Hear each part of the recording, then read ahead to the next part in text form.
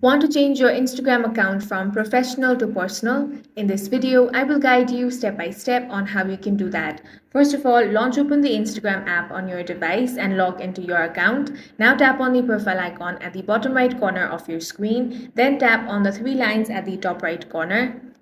If you are on a professional account, you will find the option of Business Tools and Control. Go ahead and tap on that. Here you will find lots of options. Scroll down and find the option of Switch Account Type. Tap on that. Now you have two options, Switch to Personal Account or Switch to Creator Account. If you're using a Creator account, you will find the option of Switch to Business Account.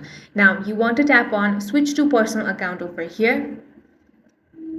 Now go through this and then tap on Switch to Personal Account again for confirmation. As you can see, you have been successfully switched to a personal account. Now if you head back to your profile and refresh it, the professional dashboard will be gone. And that's all for this video. If you found it useful, make sure to hit the like button and subscribe for more videos like this.